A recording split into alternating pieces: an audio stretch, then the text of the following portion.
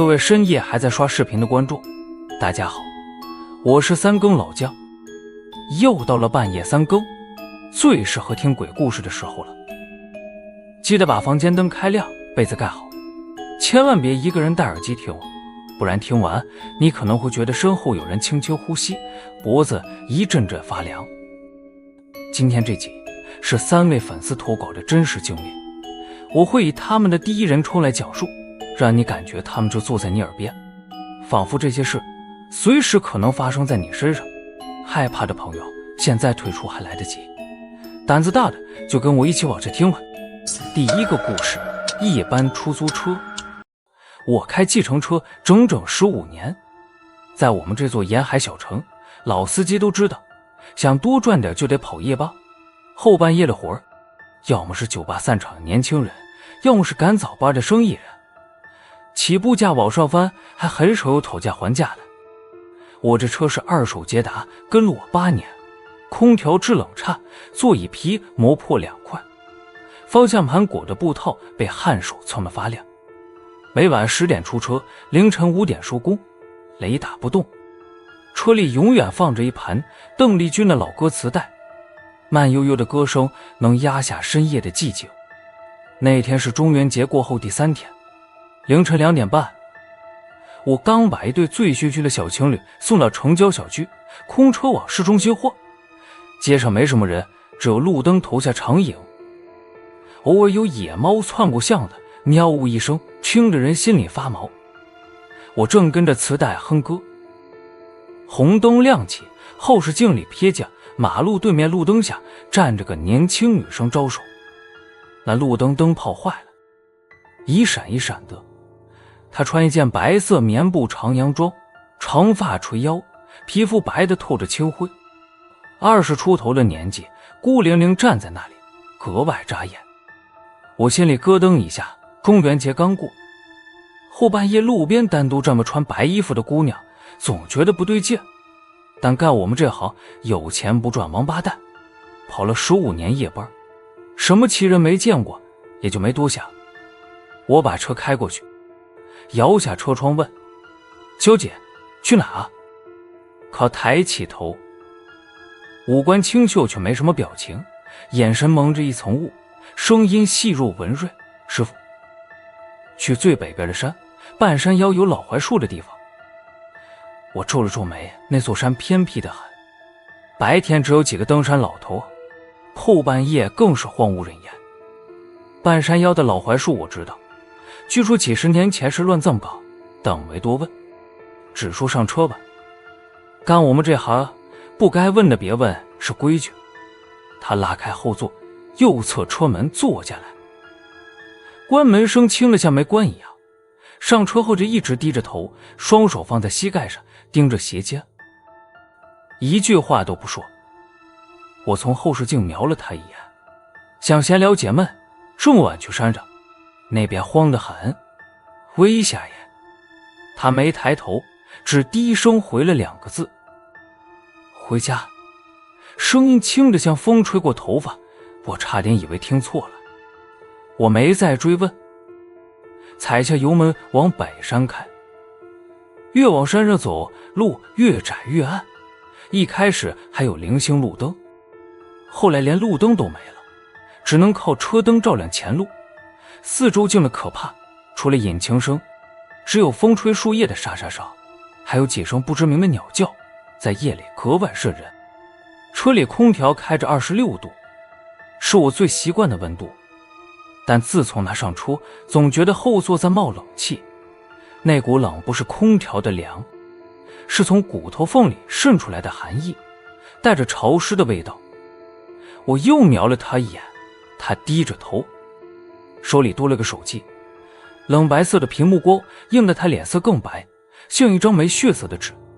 我握方向盘的手开始出汗，不安的感觉越来越强烈。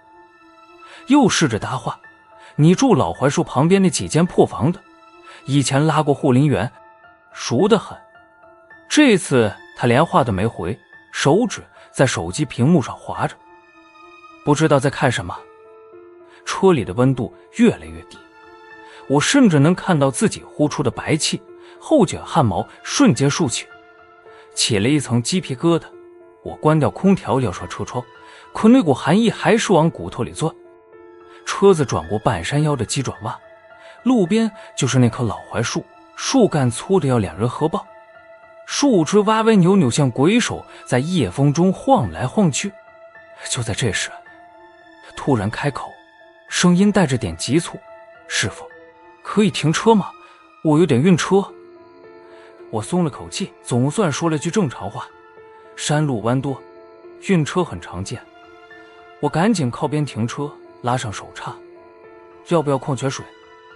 我车里要。”他没说话，推开车门就下了车，走到路边草丛旁，背对着我站着。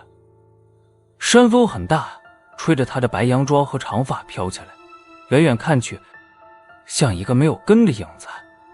我下车点了根烟，靠在车边等他，可他就那么直挺挺站着，连弯腰吐的动作都没有。5分钟过去，他没动；10分钟过去，他还是没动。我心里开始发毛，掐灭烟喊了一声：“小姐，你还好吗？风很大。”声音被吹散了，一点回音都没有。我咽了口唾沫，掏出手机，打开手电筒，壮着胆子走过去。手电筒的光打在草丛里，空空如也，哪里有什么人？草丛里干干净净，连个脚印都没有。我脑子嗡的一声，一片空白，冷汗瞬间湿透后背。我冲回车里，打开后座车门，他的黑色小包还在座位上，拉链没拉，里面露出半张照片，是个笑得灿烂的小姑娘，和她长得一模一样。我明明记得他推开车门下去，车门都关上了，他能去哪？那一刻我全身汗毛倒竖，腿软得差点站不住，哆哆嗦嗦拨通报警电话，声音都在发抖：“喂，警察同志，我在北山路半山腰，我拉的乘客不见了。警察20分钟就到了，围着车子和草丛看了一圈，让我调出行车记录仪。画面里前面的路段都清晰，直到那个女生上车的瞬间，画面突然模糊成雪花点，只能隐约看到一个白色影子飘进车里，根本看不清脸。年纪大的民警看了口气，拍了拍我的肩膀：“师傅，你不是第一个。这条路10年前出过车祸，一个20岁的小姑娘穿白洋装下山，被货车撞了，当场就没了。她的家就在老槐树旁边那几间破房子，早就没人住了。每年中元节前后都有司机说载到她，她总说要回家。”我愣在原地，手里的小包是有1000斤重。从那天起，我再也不敢跑北山路的夜班了。就算白天路过老槐树，我都会把车窗摇得严严实实，音乐开到最大声，生怕又听到路边有人招手。没过多久，我就把那辆捷达车卖掉了，没敢告诉买家这件事，只是每晚躺在床上，闭上眼睛就想起那句轻飘飘的回家，后颈就会传来一阵刺骨的寒意。计程车司机的夜路真的太可怕了。下一个故事发生在医院，投稿人是个护士，他说那晚之后，他对太平间3个字都有阴影。听完你可能晚上都不敢一个人上厕所了。第二个故事，医院太平间。我在市中心医院急诊室当护士整整5年了。急诊室是生与死的交界处，夜班的急诊室更透着一股压抑。凌晨的走廊空空荡荡，只有仪器的滴滴声回荡，偶尔夹杂着病人家属的啜泣声。我早就习惯了夜班的节奏，习惯了消毒水的味道，习惯了各种奇奇怪怪的病人。按理说胆子早就练出来了，但那天晚上发生的事让我差点崩溃。直到现在，我一听到太平间3个字，腿就发软。那天是周一的大夜班，凌晨3点半，急诊室终于安静起来。最后一个急性阑尾炎的小伙子做完手术送进病房，其他同事一个去药房拿药，2个趴在值班室桌上睡着了，呼噜声震天响。我一个人整理病历，面前放着一杯凉透的咖啡。窗外的月亮很圆，透过窗户把地板映得发白。我正揉着酸涩的眼睛，想着再熬4个小时就能下班。一阵尖锐的呼叫铃声突然炸开，叮铃铃，叮铃铃。我吓得手一抖，笔掉在了地上，弯腰捡起笔，看向墙上的呼叫屏，红灯一闪一闪，上面的数字清晰的刺眼。地下室太平间1号床。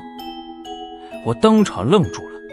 我们医院的地下室太平间早就停用快1年了。自从新太平间启用后，那里就成了堆放杂物的地方，别说病人了，连个鬼都没有。更重要的是，太平间里根本就没有装呼叫铃。我心里咯噔一下，第一个念头是系统故障，要么就是调皮的实习生恶作剧。但转念一想，我是当班护士，不管是不是故障都得去确认，这是职责。我咽了口唾沫，从抽屉里拿出手电筒，顺手披了一下外套。我轻轻推开值班室的门，生怕吵醒同事。走廊的声控灯随着我的脚步亮起，惨白的光把影子拉得老长。走到电梯口，按下下行键，电梯门缓缓打开，里面空荡荡的，亮着一盏昏黄的灯。我走进去，按下负1楼，电梯缓缓下降，发出嘎吱嘎吱的呻吟声。我的心跳越来越快，手心都冒出了汗。叮的一声，电梯到了地下室。门一开，一股刺骨的冷气扑面而来，带着浓重的消毒水味和一股腐味，呛得我差点咳嗽。走廊灯是坏了，一闪一闪，忽明忽暗。墙壁上的霉斑黑一块白一块，像一张张鬼脸。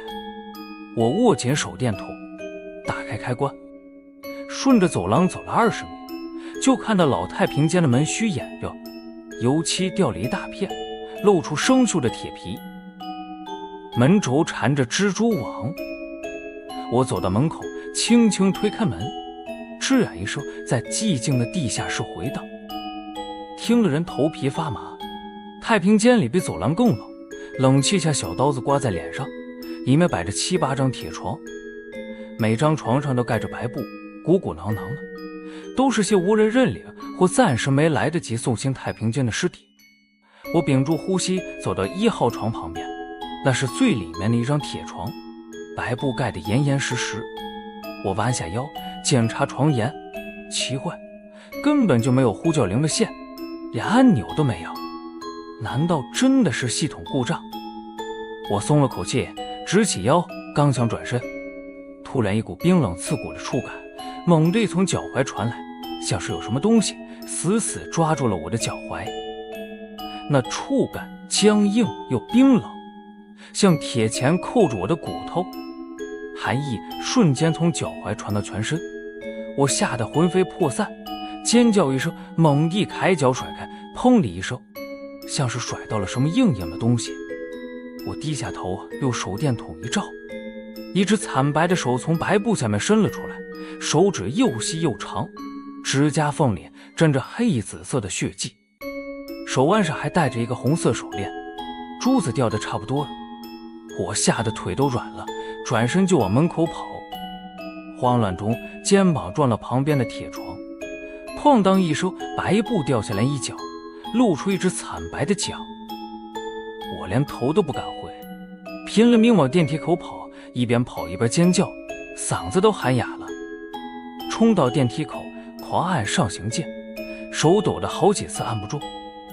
电梯门缓缓打开，我跌跌撞撞冲进去，狂按关门键。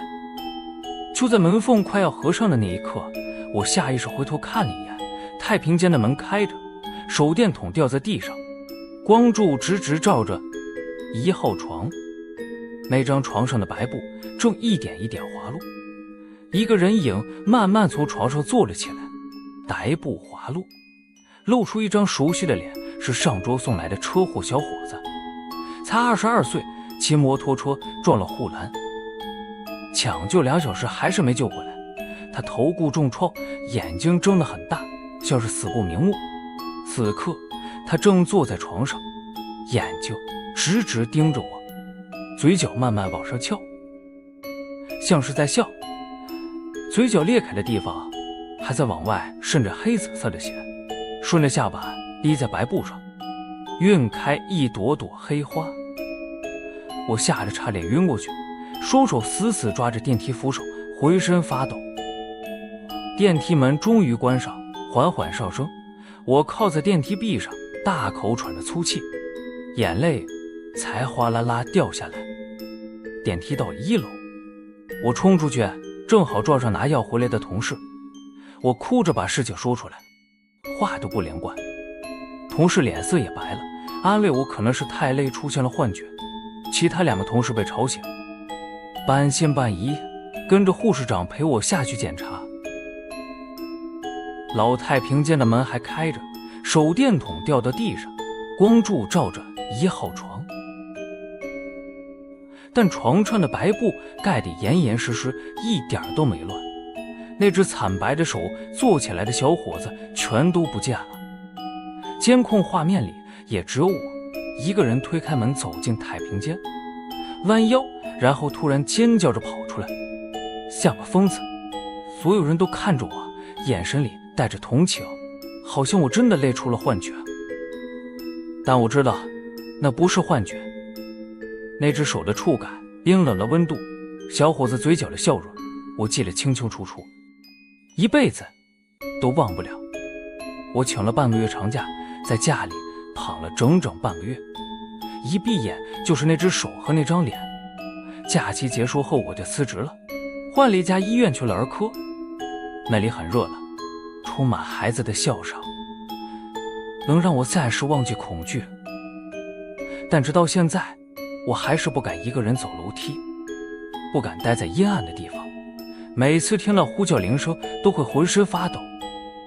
我再也不敢去地下室了，永远都不敢。医院的地下室真的不能乱去。最后一个故事是最贴近日常生活的，投稿人说这事就发生在自家公寓电梯里，听完你可能以后都不敢一个人搭电梯了。第3个故事，电梯红衣女。我是个软件工程师，每天对着电脑敲代码，加班是家常便饭。为上班方便，我在公司附近租了套老公寓的房子，15楼。那栋公寓楼有20年历史，墙皮掉了不少，楼道的声控灯走一步响一下，忽明忽暗。楼里只有一部老式电梯，按钮泛黄，内壁的镜子裂了一道缝。每次坐电梯看着镜子里的影子，都觉得有点别扭。电梯经常出故障，不是卡住就是突然下坠1-2层。住户找过好几次管理员，他每次都拍胸脯说马上换，但说了1年多还是没动静。我们也就慢慢习惯了，反正卡住等一会就好，没出过什么大事。那天我加班到快12点，项目赶进度，整个部门的人都熬红了眼。我拖着疲惫的身体走出公司，在便利店买了瓶冰可乐灌下去，冰凉的液体稍微驱散了困意。走到公寓楼下刷门进卡，楼道里很暗，我咳嗽一声，声控灯亮起来，惨白的光映着墙上的小广告。走到电梯口，按下上行键，等了1分钟，电梯门缓缓打开，里面空空荡荡的。我走进去，按下15楼，电梯门慢慢关上，镜子里反射出我狼狈的脸，黑眼圈很重，头发乱糟糟的，衬衫扣子掉了一颗。我靠在电梯壁上，闭上眼睛，脑子里还想着没写完的代码。咔的一声，电梯突然猛地一震，停住了。我睁开眼，看向显示屏8楼，灯闪了几下按下去，只剩下应急灯发出微弱的橘黄色光，把电梯里的影子拉得歪歪扭扭。我皱了皱眉，又卡住了。我走到门口，按开门键没反应，按紧急铃，只有一阵沙沙的杂音，这收音机没信号的声音在狭小的电梯里回荡，听得人心里发毛。掏出手机想给管理员打电话，没信号。我心里开始慌了，初半夜电梯卡在8楼，没人回应，手机没信号，可不是什么好事。我拍了拍电梯门，大喊有人吗？电梯卡住了，声音在电梯里回荡，没人回应。10分钟过去了，电梯还是纹丝不动。我正准备用拳头砸门求救，电梯顶上的监控喇叭突然滋啦响了一声，然后一个女人轻柔的声音缓缓传出来，带着诡异的回音：“你一个人吗？”我吓了一跳，猛地抬头看向监控摄像头，那个摄像头早就坏了，上面蒙着一层灰。谁在说话？管理员是个50多岁的大叔，声音粗声粗气的，根本不是这样。我愣了几秒，对着喇叭喊道：“是啊，我一个人，电梯卡住了，快开门！”喇叭里沉默了几秒，然后那个女人的声音又响了起来，这次更近了，像贴在我耳边低语，带着冰冷的寒意。那太好了，我可以进来了。我头皮一阵发麻，鸡皮疙瘩瞬间起了一身。就在这时，应急灯突然灭了，一片漆黑，伸手不见五指。然后我听到了声音，扣扣扣，很轻的敲击声，像是用指甲刮着电梯壁板，从下往上慢慢爬。1下2下3下，声音越来越近，越来越快，越来越清晰。我能感觉到那声音就在耳边，就在肩膀上。我蜷缩在电梯角落，双手抱头，浑身发抖，冷汗湿透了衬衫。我不知道过了多久，突然啪的一声，应急灯亮了，电梯门缓缓打开了，外面是8楼的楼道，声控灯亮着惨白的光，门口站着一个女人，穿一件湿漉漉的红色连衣裙，料子很旧，头发乌黑垂到腰际，盖住了整张脸，脚边正滴着水，一滴一滴落在地板上，晕开深色的水印，空气中弥漫着浓重的霉味，混着河水的腥气，呛得我差点吐出来。他慢慢走进电梯，站在我旁边，一句话都不说。我大气都不敢出，身体僵硬的像个石头，眼睛死死盯着显示屏，不敢看他，不敢看镜子里的他。电梯门缓缓关上，开始上升，显示屏上的数字从8变成9，变成10，变成11，每上升一层，霉味就更重一分，寒意就更浓一分。我能感觉到他的呼吸吹在脖子上，冰冷冰冷的。终于叮了一声，电梯到了15楼，门缓缓打开，我像抓住救命稻草，猛地站起来，拼了命冲出去，连滚带爬跑到家门口，手抖得连锁孔都插不进去，好不容易打开门冲进去，砰的一声关上门，反锁了3道锁，还搬了个柜子抵在门后。我靠在门上大口喘气，眼泪哗啦的掉下来。过了很久，我才鼓起勇气透过猫眼往外看，电梯门已经关上，显示屏上的数字正在慢慢下降。第二天一早，我顶着黑眼圈找到管理员，把昨晚的事一五一十告诉他。管理员听完，脸色瞬间惨白，手里的茶杯啪嗒掉在地上，摔得粉碎。他沉默了很久，才颤抖着说：“小伙子，你算是命大的。20年前住过一个女人，她老公家暴她，打得很惨。有天晚上，她穿了红裙子从8楼窗户跳出去，掉进了楼下的河里。那天晚上也是这么个雨夜。她死后，公寓就开始闹鬼。”管理员擦了擦额头的汗，尤其是电梯，每次卡住都是在8楼，很多住户都遇过她。她说她很孤单，想找个人陪，但没人敢陪。那电梯里的水迹，我颤抖着问：“是河水？”管理员叹了口气，他捞出来的时候，浑身都是湿的。我晾在原地，脑子里嗡嗡作响。从那天起，我再也不敢一个人坐电梯啊！每次进电梯，我都会先看一眼有没有别人。如果只有我一个，宁愿爬15楼，累得气喘吁吁，也不愿意踏进那个电梯。我现在正在找房子，准备搬家，再也不想待在这个地方了。好了，本期3个投稿的故事就到这里，希望今晚大家都能睡个好觉，别想太多。喜欢这期内容的小伙伴，记得帮老姜点个赞，按下订阅并开启小铃铛，这样才不会错过每晚的3更怪谈。如果你也有让你无法解释甚至毛骨悚然的亲身经历，或者听过身边朋友的恐怖遭遇，欢迎投稿到频道下方的投稿表单，或者直接在评论区留言，老姜会认真阅读并挑选合适的故事，在节目里用第一人称帮你讲出来，让更多人一起寒一个晚上。下期不见不散，晚安，做个好梦哦。